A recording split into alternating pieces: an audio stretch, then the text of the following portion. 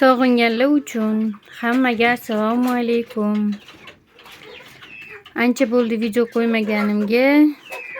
Bizda qishga tayyorgarlik. Jo'jalar uchun metronidazolli suv qilib berdim. Chunki salqin tushdi. Bular shamollashib boshlaydi. Shamollash o'tib ketgandan keyin bronxitga o'tadi. Bronxit virusli kasallik bo'ladi. Tez bir-biriga yuqadi. Bronxit ham xavfli kasallik hisoblanadi. Shuning uchun oldini olish uchun 5 litrli suvga 3 ta metronidazol tabletkasini solasizlar. Profilaktika uchun, jo'jalar uchun berib qo'yinglar.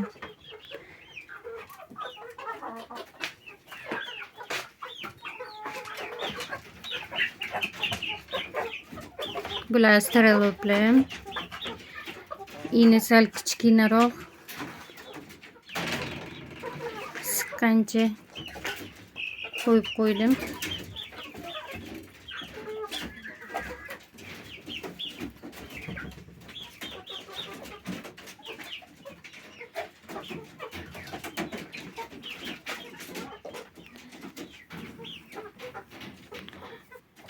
Jo'jalarga ko'proq endi garmdorili suv qilib bersanglar ham bo'ladi. U ham yaxshi shamollashlarga. Bir haftada bir marta garmdorli suv qilib bersanglar ham bo'ladi.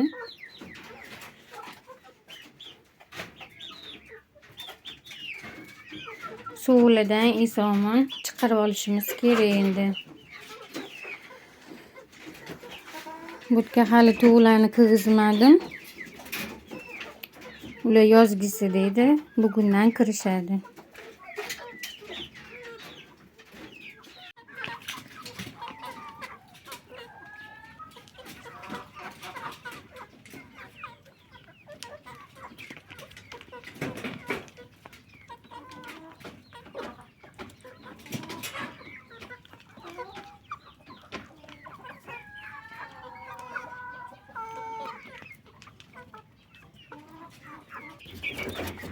Ora-chorada jo'jalarga shunaqa ovqat qilib beraman. Bu yerda kartoshka qaynatilgan, tuxum, chesnok, piyoz bor, ozgina murch bor.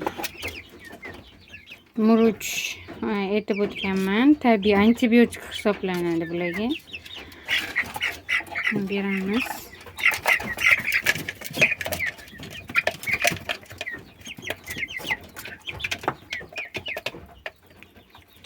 Chesnok shamollasha oladi.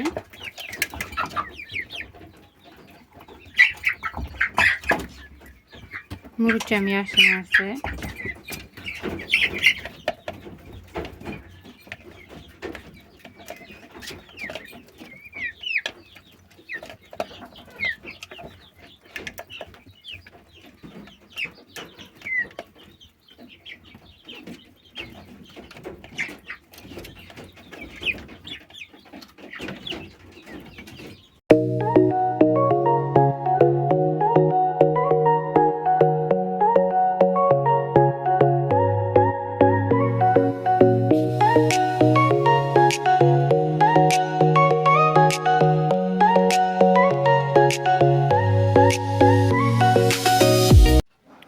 Tug'larga kechki ovqatga tayyorlayman hozir. Bu yerda spetskorim, bu yerda sabzi bilan qovoq cho'rkadan chiqazilgan. Mana bu oltin gugurt va rakushka.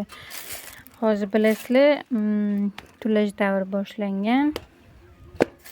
Pat almashtirishda ancha tug'larni immuniteti tushib ketadi. Pat almashtirishda ancha yordam beradi oltin gugurt. Bitta tovuqqa 2 grammdan belgilangan.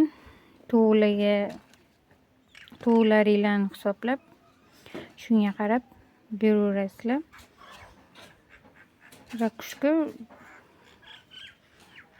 hozir aralashtirib olamiz. Aralashtirib oldim. Tug'larni donga o'tkazganim uchun kepak solayotganim yo'q.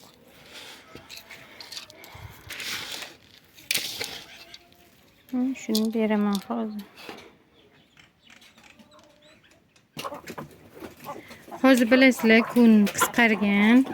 Shuning uchun chiroqdan foydalanish kerak. Chiroq menda avtomatik tarzda 5 ta yoqilib, kechki payt 5 ta yoqilib, kechqurun soat 10 da o'chadi.